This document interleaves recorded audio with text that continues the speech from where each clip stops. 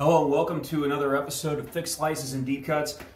This evening I will be ranking 70s British progressive rockers, Gentle Giant.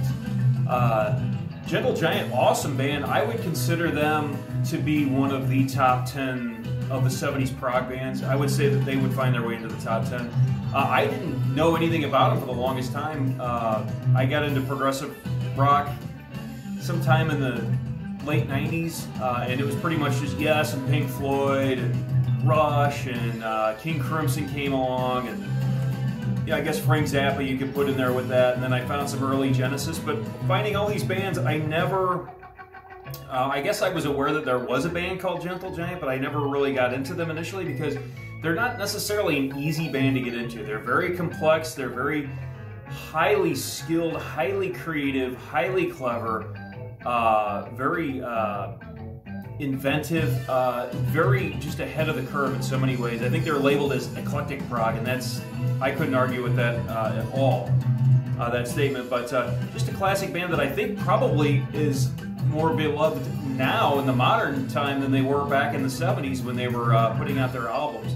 And speaking of their albums, I'm going to rank all 11 studio albums. So they put out 11 albums between 1970, the year they formed, and 1980, the year they disbanded.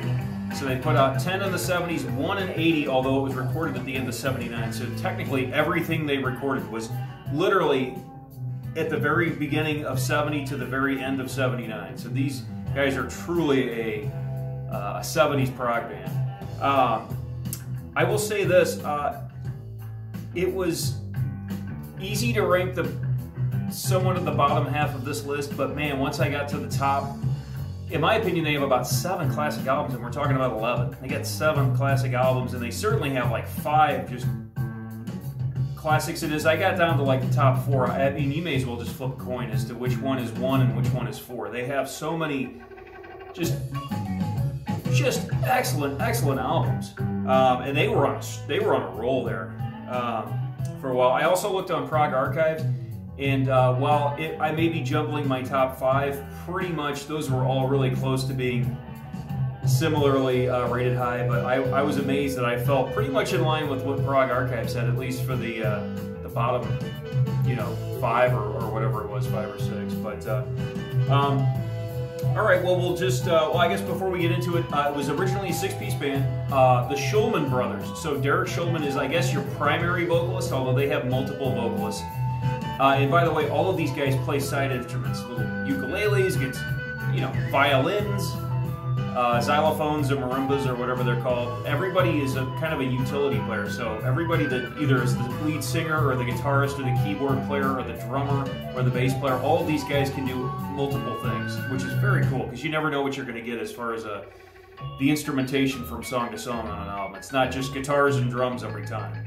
And it's not just the same vocalist every time. But so Derek Shulman, the main vocalist, his brother Ray Shulman, the main bass player, and again, these guys do other things.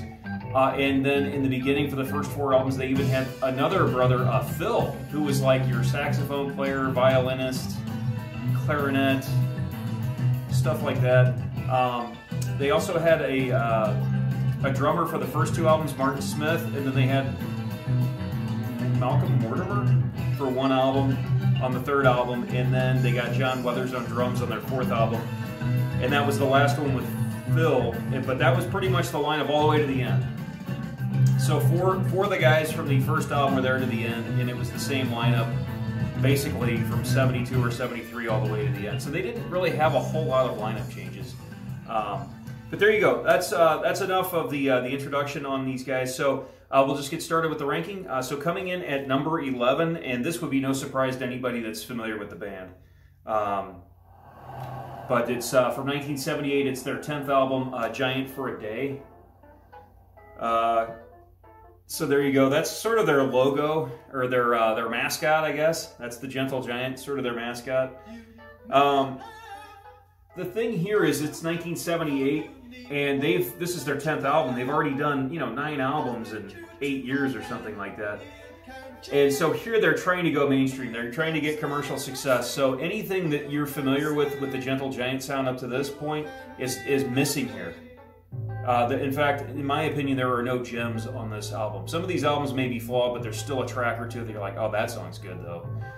And this, it has none of it. I think it's got a short song called Friends, which John Weathers, the drummer, sings, and that's kind of that medieval folky thing they've always had kind of going on, and that's maybe the closest to being okay and inoffensive to the ears, but that's a short song. There's an instrumental called Spooky Boogie, which it's kind of dumbed down. It's kind of simplistic. This album's pretty simplistic. It's kind of dumbed down, but I guess it's listenable. As far as the rest, they're all going for pop hits, radio, rock. Words from the Wise is probably your best example of that leading off the album. It's not great, but it's okay. The other songs are just really badly, you know, just when you think of Gentle Giant and then you put this on, it's not even good for what it is. It's just kind of just badly aged, and in 1978 they're trying to do some sort of 70s AOR thing, and it doesn't work. So this album is kind of a flop. I will say this, Gentle Giant are one of the tightest bands you'll ever hear, so it's still played to a T, but it's just all simplified, dumbed down, and they're just going for a bunch of radio hits here, and none of it really works.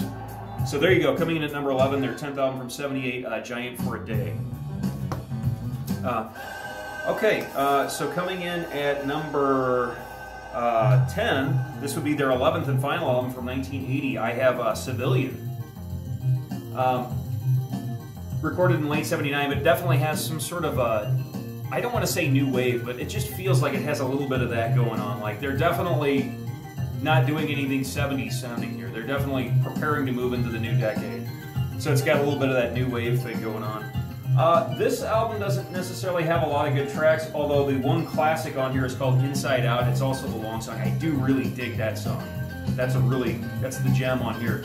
But I will say this, as opposed to Giant for a Day, the other 7 songs on here are all fine. They're all, like, they're not offensive, like, they're not bad, they're not corny, they don't make you cringe. Like, Giant for a Day makes you cringe pretty much throughout. This album, I don't cringe at all. It's, you know, it starts off with a song called Convenience is alright, All Through the Night is decent. Shadows on the Street, Carrie Manier sings on that one. That one's okay. I mean, number 1, Underground, I Am a Camera.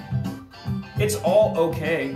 Nothing is great, but nothing's bad here, and it sounds kind of, it's a little moodier. It's definitely played tightly and well, and it sounds like Gentle Giant moving into the new decade. And sadly, this would be it for them, but you know, Giant for a Day kind of signaled the end of all that progressiveness of the 70s.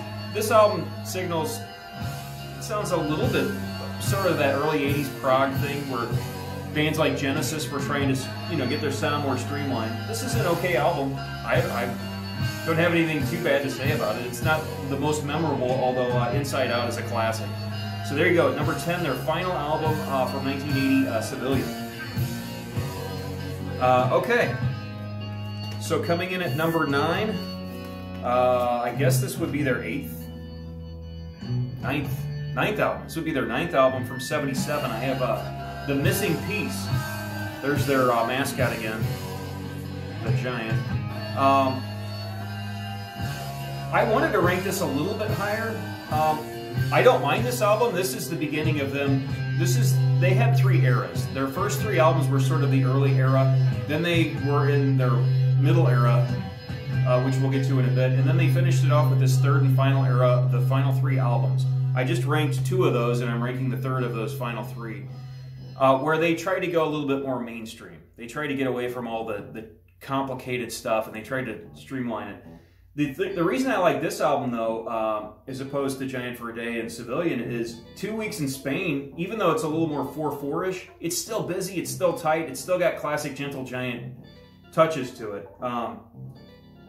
You know, Memories of Old Days is just a classic, one of those folky medieval ones that just sounds timeless. So they're still giving you some of that classic Gentle Giant, even though they're trying to change their sound, they're still throwing you a bone here and there. For Nobody at the end is a good busy one. I'm Turning Around sounds like a Genesis song, but before they were doing it. It sounds like a song you'd find a few years later on Duke.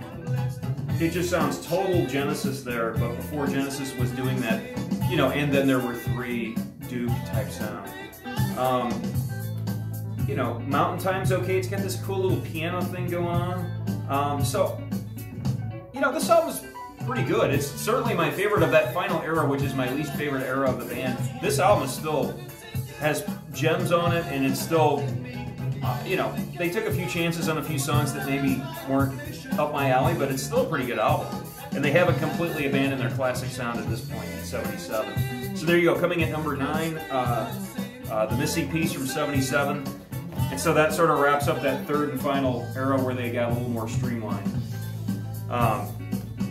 Okay, and we continue on. So coming in at number 8, and I think this was their 8th album, from 76, I'm going with Interview. This is the end of their, what I would call their middle era, where the music was definitely highly complex, you know, tricky stuff, just lots of experimentation, all kinds of craziness. The reason this one's 8, I do like it, but it's got a couple of tracks that just miss with me. Like, I think it opens with the title track, Interview, which, as title tracks and as opening tracks go, this is probably one of their weaker openers. But it's not bad, it's okay. And then they go to Give It Back and Design, tracks 2 and 3 to finish side 1, and I don't care for either of those. So it doesn't really get going. Side 2, to me, is the far better of the two sides. Another Show is really good. Empty City is kind of the spacey, chilled out one. That's pretty cool. Timing has its moments, and I think I Lost My Head, which finishes it, might be the most famous thing they did on this album. That one's pretty good. It certainly picks up. So I think this album's pretty good, and it's definitely the style of Gentle Giant I want to hear. But the reason it's 8 is just because it just seems like a slightly less inspired version of things they had been doing on the previous, I don't know, 4 albums at least, if not their previous 7 altogether. So it's okay. I mean, I don't have a problem with this album. I think the album cover is terrible. This would fall in last place, I think, as far as album covers go. You got a rainbow, and you've got the Webster's definition of what Interview means. Come on. But that said, it's still a pretty good album, and you know, like I said, side 2 is really good. Another Show, Empty City, Timing, and I Lost My Head. That's the strength of this album right there. So there you go. Coming in at number, what did I say, 8? Their 8th album from 76, Interview. And so I've just, their bottom 4 rankings were their final 4 albums. So basically at this point, their first 7 albums to me were all classics. So if you're wondering where to start with Gentle Giant, if you don't know anything about any of the first 7 albums, anything from 70 to 75, anything in there, just you can't go wrong with any of that stuff. So that's why it's tough to rank this one 7. But coming in at number 7, it's on a 2-for-1, so I'll hide the other album. But there's that Mascot again. It's their debut album. Their self-titled Gentle Giant from 1970. So the first thing they did, they're a 6-piece here. You've got Phil Schulman doing extra, like, you know, violins and saxophones and different things like that. There's a much folkier, medieval type of quality to these early albums. But you know, Giant comes out rocking. By the way, I hear a lot of Beardfish in all of the Gentle Giant, but especially the early Gentle Giant. I hear a ton of that. Funny Ways, Alucard is really good. Nothing at All is great. Nothing at All is awesome. Why Not's not too bad. So this album, to me, is a classic. I'm trying to rank these, and they have so many really just perfected albums in the early days, and this is the very first album they did. So they're still finding their sound, but they kind of have their sound already. It's just not quite as complex as it would be, and it's a little bit more on that medieval folky end of things. But it's very solid album. So that's their self-titled debut from 1970. It's coming in at number 7. Okay, coming in at number 6. I can't believe I'm ranking this one as low as I am, because it's really good. But at number 6, their third album from 72, I've got Three Friends. This is the only album to feature Malcolm Mortimer on drums. I dig this song. I think the song Three Friends is excellent. A lot of Mellotron. That's another thing with these early albums. A lot of Mellotron. Just classic prog, early 70s prog. Also, School Days is one of the best songs they've ever done. What was it? Mr. Class and Quality is excellent. Peel the Paint's pretty good. You know, there's nothing wrong with this album. I think the only thing is they had Martin Martin Smith was your drummer on here in the first two, and then they switched to Malcolm Mortimer on drums here, and he's fine, but John Weathers joined the band after this album to the end, and John Weathers' drumming is so incredible that the only thing I find lacking on here is I just wish John Weathers was playing drums to all these songs, because the drum lines that this guy plays are, oh, they're fine, they're just not as imaginative, you know, and whereas when John plays, he's doing syncopations and all kinds of nice little details, so... But still a heck of an album. It's got that good flavor of the early 70s, especially with all that medieval folk and that mellotron. So I still dig the first three albums of Gentle Giant quite a bit. So there you go. So coming in at number 6, I've got Three Friends. And by the way, I don't know who did their marketing. So they're on major labels. They're either on Columbia or Capitol. They kind of went back and forth. They were on Columbia early, Capitol later, and then they finished their final album, Civilian, I think was back on Columbia. So this was the original album cover. Well, when they finally decided to start releasing stuff in North America, they put the first album's album cover on the vinyl, but put Three Friends. So this is the North American album cover for Three Friends is the album cover for the first album. How confusing is that? It's that album cover. So that's very confusing. So this is the original American version of Three Friends, but this should have been the cover all along. So there you go, just a little tidbit there.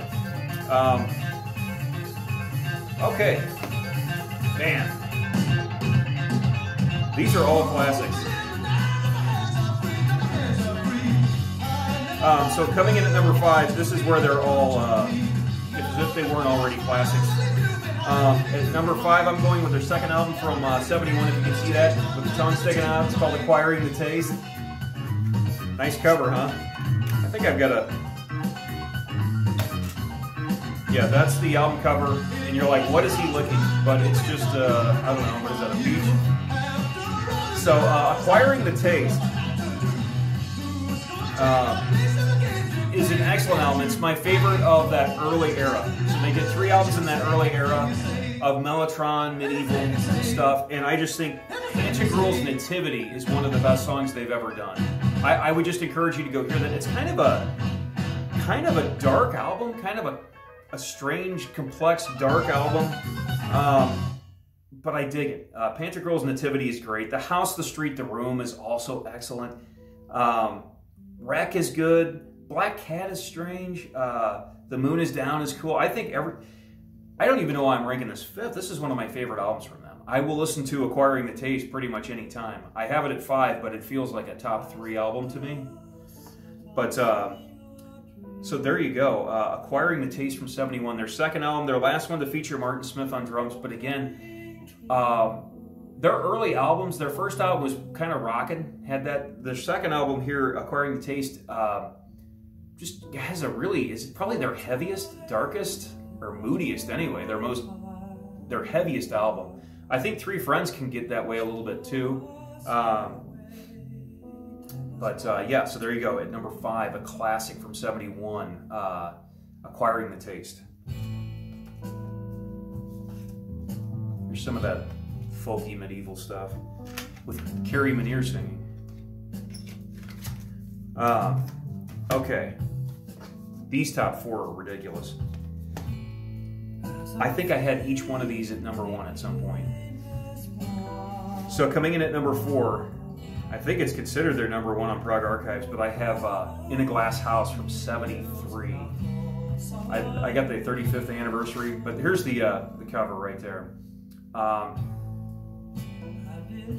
mean, 2 of my favorite songs they've ever done. The Runaway opens it, and the title track, In a Glass House, to end it. There are only 6 songs on here. The bookends of this album are incredible.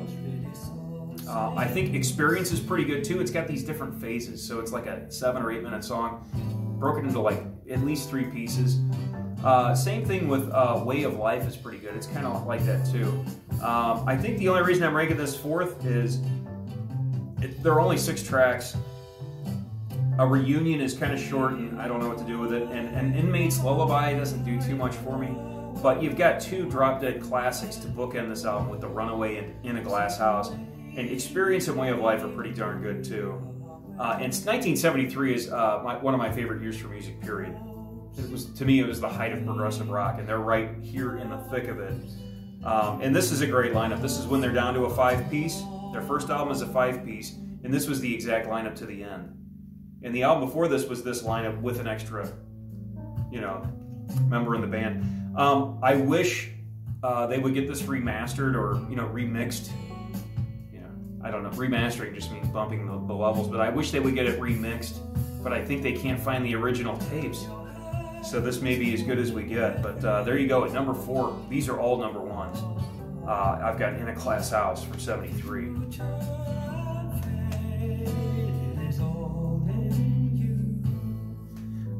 Okay, coming in at number 3, this is probably their most popular album. Awesome Roger Dean artwork. I've got their 4th album from '72. I have Octopus. That album artwork. This is the only time they had this lineup. It was a 6-piece. They still had Phil Shulman on, tenor sax and violins and clarinets and different things. And the first one with John Weathers on drums. And the jump in complexity and creativity they made from Three Friends to Octopus, both of which were released in '72, is amazing. This is the first album where you're just kind of your head's spinning at how complex it gets. The advent of Panurge shows you that. Raconteur Troubadour is got that. They've got these. I don't know what you call it, but they got these vocals where they're doing harmonies. Somebody's saying a word over here, somebody's saying a word over there. They're just all these melodies are pinging off each other, coming in left and right, and guys are singing different lines. And I hear that in some of the. If you ever hear Haken's "The Mountain," they channel. I feel like they were listening to this era of Gentle Giant, and specifically probably this album. A Cry for Everyone, that's a good rockin' one. So in the midst of all the complexity, you've got A Cry for Everyone. Knots is really cool. The Boys in the Band, we heard that to open the show. That's one of my all-time favorites from the band. Dog's Life, I don't know about midway through the song. They got some sound effects that are going off. I don't know what kind of old-school synthesizer sound that is, but it's very cool. Sounds kind of medieval, too. Think of Me with Kindness and River. So this is the beginning of the second era that they get into, where they're on creative overload at this point. And I think having John Weathers join as the drummer, and then this is their 4th album. They've been around for a few years, and the band is super tight at this point. I think they're just beginning to just dominate musically right here, as if they didn't with Acquiring the Taste and Three Friends. They certainly do right here with Octopus in 1972. Okay, so that was at number 3. Octopus at number 3. This is their most popular album. And In a Glass House, I think, had their highest rating. Apparently in the States, once again, they had a different album cover. So they had this jar with an octopus in it. So once again, they can't get the album covers consistent in the States, or at least in North America. Yeah, there it is. They included it on the reissue here. I mean, if you've got Roger Dean doing your artwork in the early '70s, why wouldn't you just push this all, worldwide? Why do that? But there you go. Number 3, Octopus from '72.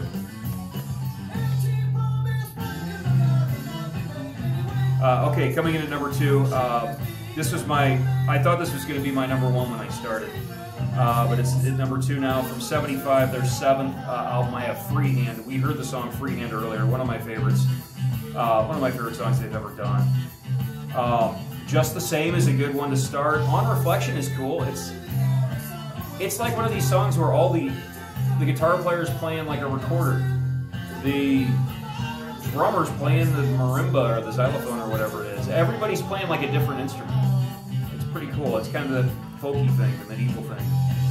His Last Voyage is great. I think that's coming up after this. If we stick around long enough, you'll hear that one. This album is great. The other thing I like about Freehand, so it started with, it was already complex in the beginning. The self-titled, Acquiring the Taste is strange. Three Friends is pretty heavy too, like Acquiring the Taste. And then Octopus starts this run where they get highly complex, and it goes into In a Glass House and on. And Freehand is the first time where it almost becomes accessible. Like their complexities actually are kind of friendly and you can kind of get into it. So if you ever want to get into the band and you don't know where to start, freehand might be the easiest to digest early on. You might actually get into these songs. Even if you don't know what the heck's going on, you might find these to be a little bit catchier. I think the song Freehand is just the same. In His Last Voyage, and even on Reflection, but there's just a lot of songs on here that are just catchy. Like, forget how complicated or non-complicated they may or may not be. It's just catchy stuff here. So there you go. So there you go. Freehand, number 2 from 75. And to me, this was like the 7th and final golden classic album. 70 to 75, they did 7 albums in those 6 years. So there you go. Freehand, number 2. And so, we're down to number 1. I couldn't believe how much this album grew on me. Maybe it was the Steven Wilson remix. But at number 1 from 74, I'm going with The Power and the Glory. Cogs and Cogs here wrapping up. It's from here. We heard Proclamation earlier. I think we heard Aspirations too. So I definitely loaded up the playlist with yeah, Proclamation. So Sincere is cool. It starts out simple and then it gets all complex. I just feel like they're at the height of their powers here. Freehand too, but they're just at the height of their powers. This is the best production they ever got.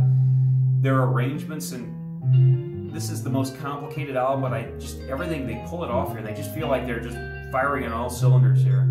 Playing the Game is catchy but still tricky. No God's a Man is good. Just everything on here is just superb. His Last Voyage is from Freehand.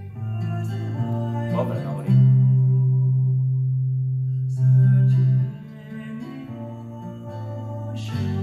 I like how they drop in this medieval stuff in the midst of all their complicated stuff. It's just great.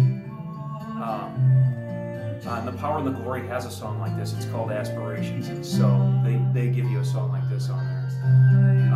But The Power and the Glory, just incredible.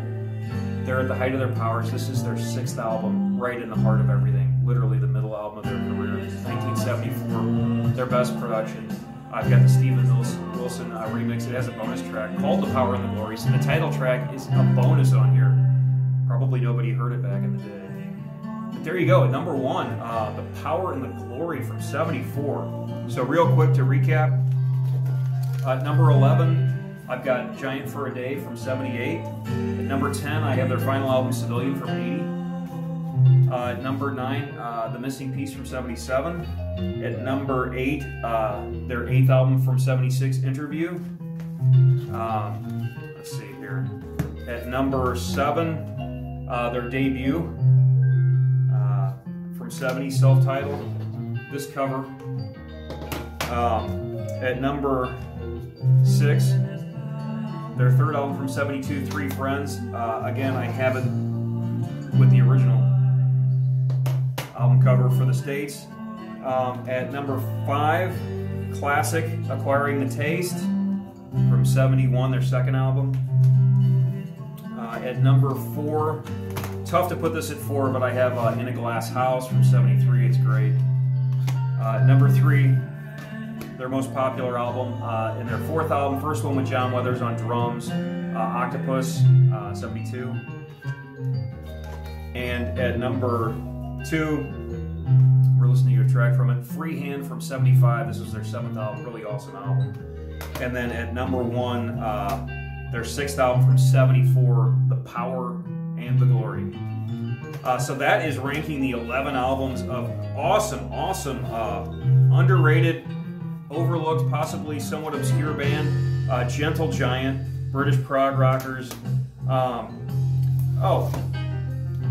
You know, they have 11 albums, but I consider this to be essential too. Playing the Fool, their official live album from 77.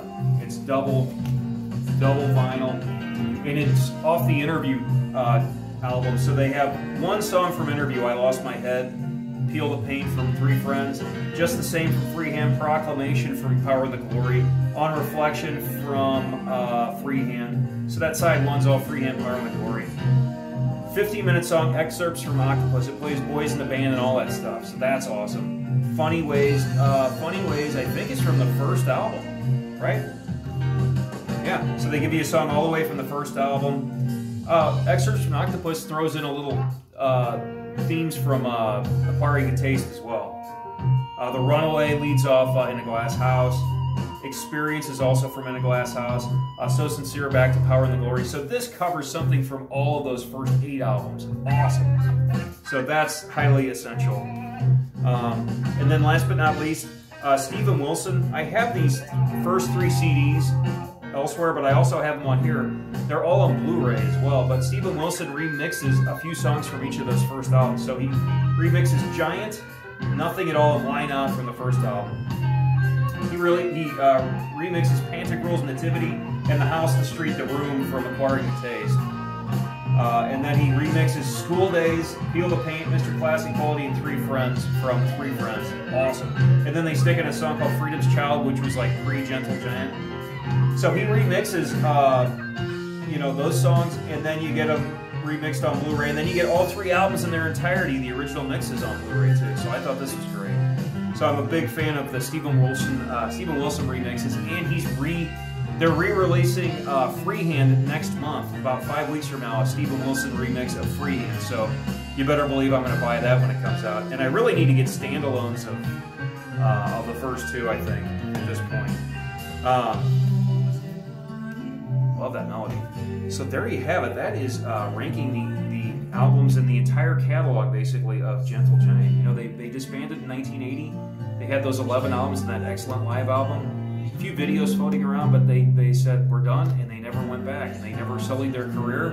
And you know what? They left you with 11 albums, so that's pretty impressive. So, but there you go. So thank you for watching. I will see you next time.